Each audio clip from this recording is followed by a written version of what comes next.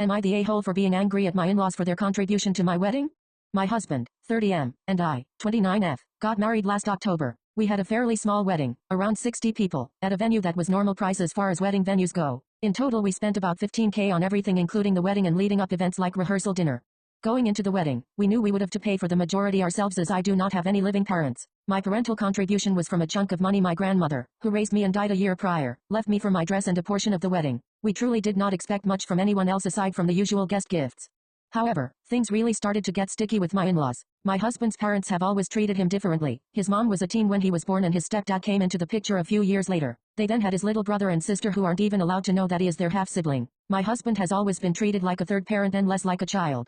The tension around the wedding started at the bachelorette party. We were having the first half at a Ren fair in which I told my in-laws that, since they are in the parties, I would pay for my brother-in-law, 19M, and sister-in-law, 14F, if they wanted to go as I was paying for tickets for all party members. They said they were happy and excited to go and understood I wouldn't be paying for their tickets. I kept them in the loop as I did with the rest of the party members. The day comes, everyone was told to meet at the gates at 10 a.m. Everyone got there by 11 a.m., except my in-laws. So we go about the fair and are having a good time. My in-laws don't get there until 1 p.m. in which I run into them right after I just hurt my arm doing archery. Ouch. They said they have been texting and calling me. My maid of honor was holding my phone and there is no service. I tell them to wait there while I find ice for my arm. When I get back, they are gone. My husband told me they left. I get a text from them days later saying how upset they are because it felt like I was ignoring them, that they did all the work to get the kids to go to the fair and they thought that was time for the kids to spend with us since they can't join the partying later. We have a talk and smooth that over.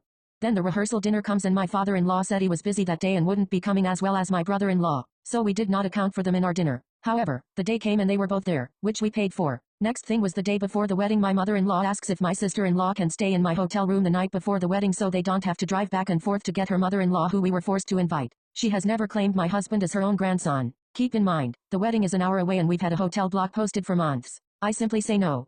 Fast forward to the wedding. My sister-in-law did tell me she wanted her hair and makeup done ahead of time, which I accounted for. My mother-in-law asks if she can also get her makeup done, which we had extra time so I didn't quite care. It was a flat rate for their time. Wedding goes smoothly otherwise. So post-wedding, my husband's grandpa pays for the open bar, as he was not happy with the selection we originally chose, which is about 2K. A few family members on his side gave nothing and his step-grandmother only gave $50, which wouldn't have mattered until we made a comment about it and my mother-in-law said don't worry our gift will make up for it, which they give us a couple days later. We opened the card and they gave $1,500 for themselves and his two siblings.